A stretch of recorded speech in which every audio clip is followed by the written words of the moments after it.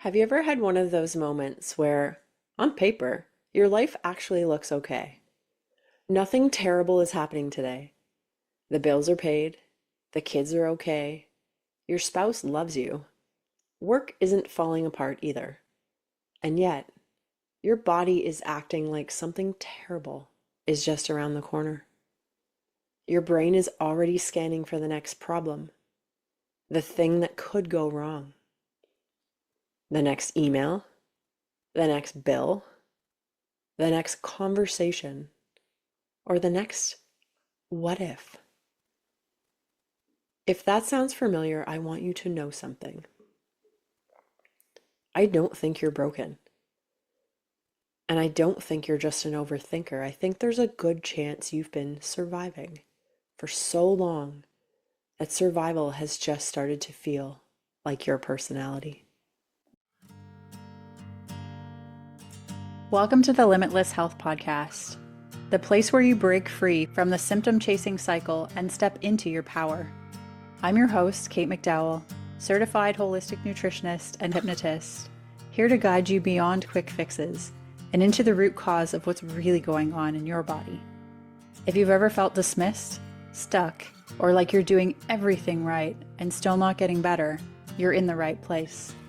Each week, we'll explore the deeper layers of healing, from nervous system support to the subconscious patterns driving your health. Because true wellness isn't just about what you do, it's about how your mind, body, and energy systems work together. This is your permission to stop settling and start unlocking your true limitless health. Let's get into it. Welcome back to the show. I see this all the time.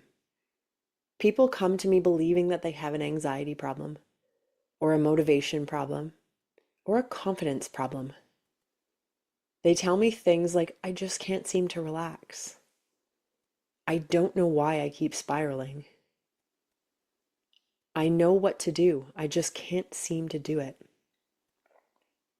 But when we peel back the layers, it's rarely about discipline. It's rarely about willpower. It's usually because their nervous system learned a long time ago that staying on high alert was the safest way to live. Maybe you grew up in a house where money was always tight. Maybe you became the responsible one really young. Maybe you were the peacekeeper. Maybe you learned to take care of everyone else before you ever thought about yourself. Or maybe life just handed you one crisis after another. And after years of that, your brain gets really good at preparing for the next emergency.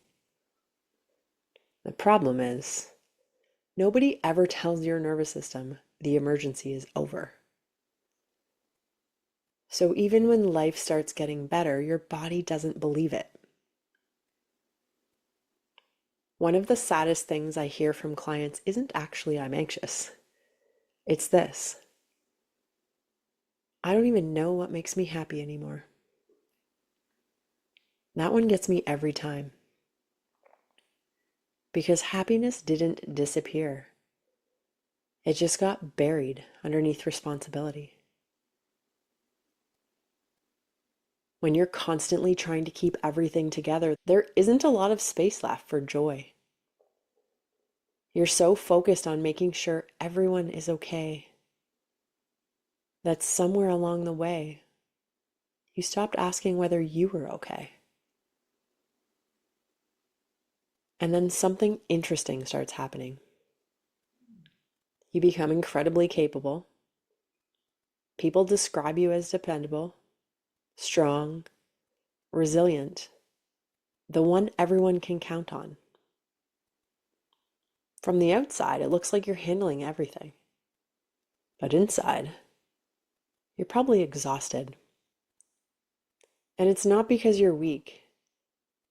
It's because you've been carrying too much for too long. Let's talk about money for a minute. Not budgeting, not investing. the story underneath money. Because if you grew up watching every dollar, you didn't learn about finances. You learned what money meant. Safety, security, whether the lights stayed on, whether there was enough, whether people were stressed, whether life felt stable.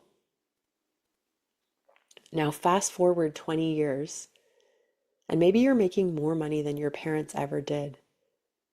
Maybe you're doing okay. But your body still reacts to an unexpected expense like you're 10 years old again.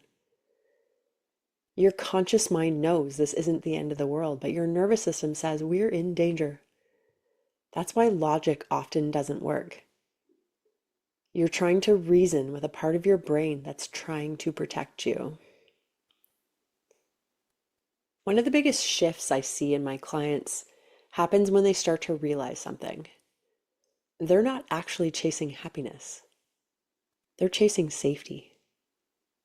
Think about that for a second. If your nervous system doesn't believe it's safe to slow down, you won't. If it doesn't believe it's safe to rest, you won't.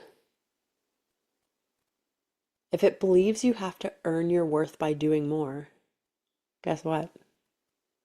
You'll always find something else to do, and it's not because you're choosing it, it's because your brain thinks it's keeping you alive. I worked with a client recently who told me she felt like she'd been driving through life with her foot on the gas, while the parking brake was still on. She kept trying harder, pushing harder, working harder, and she couldn't understand why she was exhausted. The answer wasn't push harder. The answer was let's figure out why the brake is still on. Because once we released that, she didn't need more motivation. She naturally started moving forward. So here's something I'd love for you to try this week. The next time you notice yourself spiraling, pause. Don't judge yourself. Just notice. Ask yourself, what am I trying to protect myself from right now? Not what am I worried about? What am I trying to protect myself from? Because those two are very different questions. Then ask yourself, is this happening right now? Or is my brain trying to prepare me for something that hasn't happened? That question alone can create a surprising amount of space.